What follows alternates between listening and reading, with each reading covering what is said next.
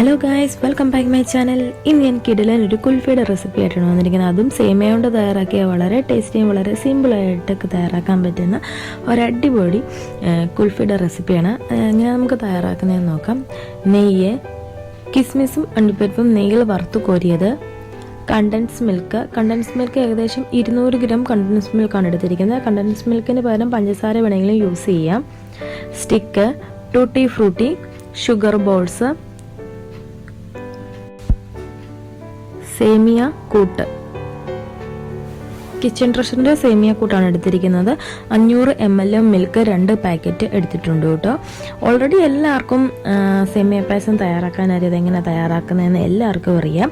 അതുകൊണ്ട് തന്നെ സ്പെഷ്യലായിട്ട് ഞാൻ ഓരോന്നും എടുത്ത് പറയുന്നില്ല. സേമിയ പായസം എങ്ങനെ തയ്യാറാക്കുന്നതെന്നുള്ളത് ഞാൻ എടുത്ത് പറയുന്നില്ല. അതുമല്ല, കൂടാതെ ഈ സേമിയ പായസം തയ്യാറാക്കുന്ന വീഡിയോ ഇടുമ്പം കുറച്ചും കൂടെ ലോങ് വീഡിയോ ആയിപ്പോവും. അതുകൊണ്ട് തന്നെയാണ് ഞാൻ സേമിയ പായസം തയ്യാറാക്കുന്ന വീഡിയോ ഇതിൽ ഇടാഞ്ഞത് കേട്ടോ.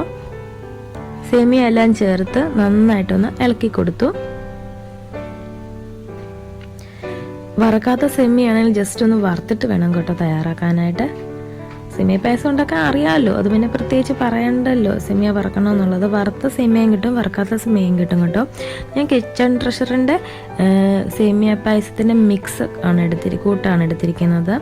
അതുകൊണ്ട് തന്നെ ഓൾറെഡി അതിൽ വറുത്ത സേമിയ ആയിരിക്കും ഉണ്ടായിരിക്കുക. അതിൽ പഞ്ചസാരയും ആഡ് ചെയ്തിട്ടുണ്ട്. 200 ഗ്രാം കണ്ടൻസ് മിൽക്കിന് കൂടെ പഞ്ചസാര ആഡ് ചെയ്തിട്ടുണ്ട്. പിന്നീട് പായസം നന്നായി തണുത്തതിന് ശേഷം ആദ്യം ടൂട്ടി ഫ്രൂട്ടി ഒരു ഐസ്ക്രീം പാത്രം, ഇതേപോലുള്ള ഐസ്ക്രീം പാത്രത്തിലോട്ട് ചേർക്കുക. എന്നിട്ട് സേമിയ അതിലോട്ട് ചേർത്ത് ഒരു സ്റ്റിക്ക് ഇറക്കി വെക്കുക. ഞാൻ ഐസ്ക്രീം കഴിക്കുന്ന സ്പൂണാണ് എടുത്തിരിക്കുന്നത്. അതാണ് ഞാൻ സ്റ്റിക്കായിട്ട് യൂസ് ചെയ്തിരിക്കുന്നത്. അതില്ല എങ്കിൽ സ്റ്റിക്ക് വേണമെങ്കിലും യൂസ് ചെയ്യാവുന്നതാണ്. ഒരു 3 മണിക്കൂർ ഫ്രിഡ്ജിൽ വെച്ച് ഫ്രീസറിൽ വെച്ച് നന്നായിട്ട് തണുത്തതിന് ശേഷം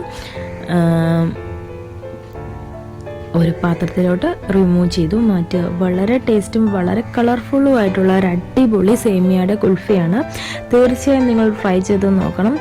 സേമിയ പായസം ഇഷ്ടമില്ലാത്ത കുട്ടികൾക്ക് ഇതേപോലെ കുൽഫി രൂപത്തിൽ തയ്യാറാക്കി കൊടുക്കാം. വളരെ ടേസ്റ്റിയും വളരെ സിമ്പിളുമാണ്. കുട്ടികൾ കഴിക്കാത്ത കുട്ടികൾ പോലും കഴിച്ചോളും. അത്ര ടേസ്റ്റി ആയിട്ടുള്ള ഒരു കുൽഫിയുടെ റെസിപ്പിയാണ്. തീർച്ചയായും നിങ്ങൾ ട്രൈ ചെയ്യുക. എൻ്റെ വീഡിയോ നിങ്ങൾക്ക് ഇഷ്ടപ്പെട്ടിട്ടുണ്ടെങ്കിൽ ലൈക്ക് ചെയ്യുക, കമൻറ്റ് ചെയ്യുക, സബ്സ്ക്രൈബ് ചെയ്യുക. സബ്സ്ക്രൈബ് ചെയ്യാത്തൊരു പെട്ടെന്ന് വരുന്ന സബ്സ്ക്രൈബ് ബട്ടനെ ക്ലിക്ക് ചെയ്യണേ. സബ്സ്ക്രൈബ് ബട്ടൺ തൊട്ടപ്പുറം ഒരു ബെല്ലൈക്കൺ ഉണ്ട്. അതിൽ ഓൾ എന്ന ഓപ്ഷൻ ക്ലിക്ക് ചെയ്യുകയാണെങ്കിൽ ഞാൻ ഏത് പുതിയ വീഡിയോ ഇട്ടാലും നോട്ടിഫിക്കേഷൻ ആയിട്ട് കിട്ടും. എൻ്റെ വീഡിയോ നിങ്ങൾക്ക് ഇഷ്ടപ്പെട്ടിട്ടുണ്ടെങ്കിൽ നിങ്ങളുടെ ഫ്രണ്ട്സിനും റിലേറ്റീവ്സിനും എല്ലാം ഈ ചാനലിലെ ലിങ്ക് ഒന്ന് ഷെയർ ചെയ്ത് കൊടുക്കണം കേട്ടോ. കൂടാതെ ഇത് തീർച്ചയായും നിങ്ങൾ ഈ സേമിയ കുൽഫിയുടെ റെസിപ്പി തീർച്ചയായും നിങ്ങൾ ട്രൈ ചെയ്ത് നോക്കണം. അഭിപ്രായങ്ങൾ കമൻറ്റ് ബോക്സിൽ അറിയിക്കുകയും വേണം.